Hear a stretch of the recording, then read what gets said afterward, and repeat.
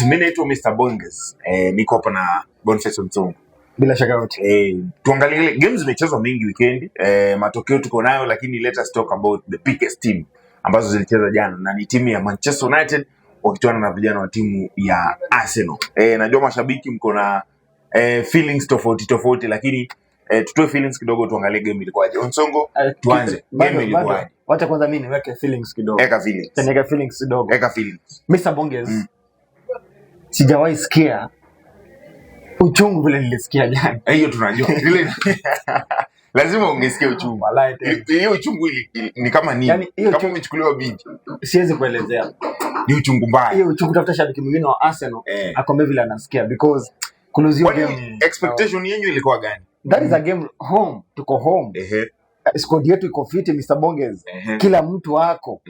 Hatujaipoteza game yote home. You don't expect to lose against Manchester United. Yani mimi nilikuwa najua game tunashinda. Ulikuwa unajua mnashinda. Ni nini apart from mlikuwa na wachezaji wote, nini nyingine ilikuwa inakufanya una believe kwamba hii ni game mnafaa kushinda? Because Man U si timu inaweza sumbua Arsenal sana. Of course Man U alipiga Arsenal ya mwisho lini?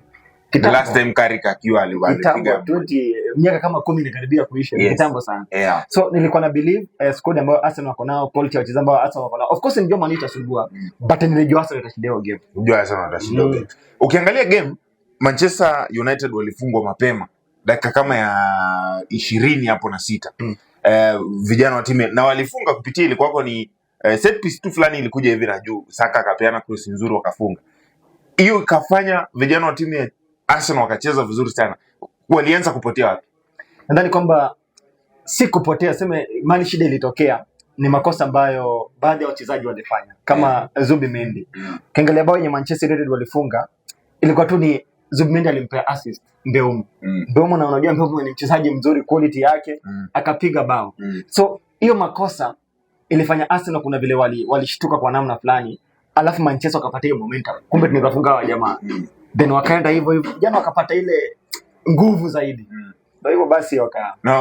Na ukiangalia wanasema Arteta pia anategemea sana siku hizi set pieces. Na hizo set pieces mlipata nyingi, kona mlipata nyingi, lakini mlitumia moja pekee yake. Bado iko wapatie ushindi. Of course hakuna zile wachezaji wangekuwa nayo ile rivalry, ungesema unataka kuona wachezaji wa timu ya Arsenal wanabishana, wanataka pia wafunge kama goals ambazo Arsenal walifunga.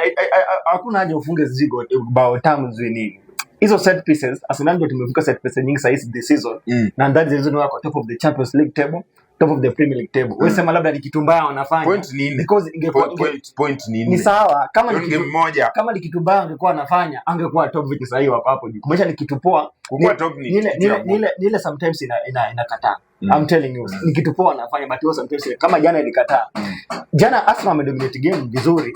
City Manchester walicheza vizuri sana. Sasa mimi naweza compare game ya first leg Man U na Arsenal. Man U walicheza vizuri zaidi kuliko game ya jana, lakini walishinda. Lakini hiyo walishinda ya kwanza. Alafu sasa hii wamecheza vibaya, City vizuri sana.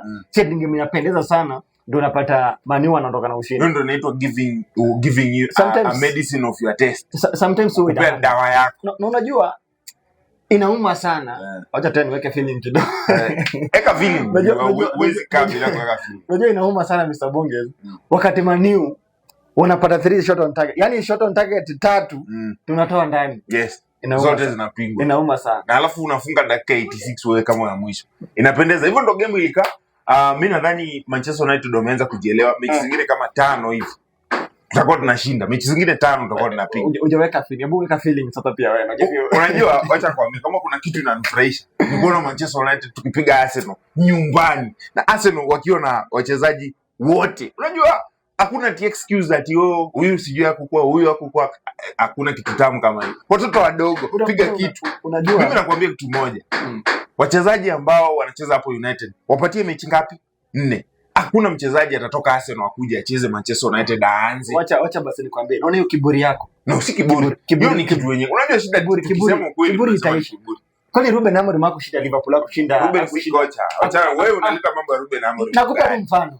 Sasa tunaongelea kocha ambaye Man U kupiga timu kubwa. Hiyo tumezoea. Sasa wamekuwa na form, sasa mseme wako na form nyingine nzuri sana.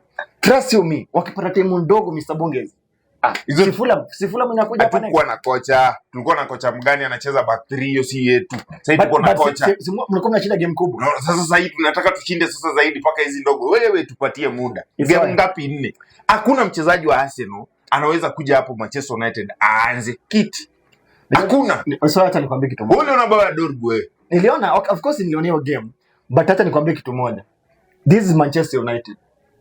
The next few weeks, kitu kama wiki mbili kutoka saa hii. Hiyo ni feelings. Mtakuwa hivi tena. Hiyo ni feelings. Mimi nimeona Man U kupiga timu kubwa. Man U kupiga timu kubwa. Hiyo ni feelings, mimi nakwambia. Sisi tutapiga mpaka hizo ndogo. Hata Fulham tunawapiga next. Okay, ni sawa. Si tuko hapa.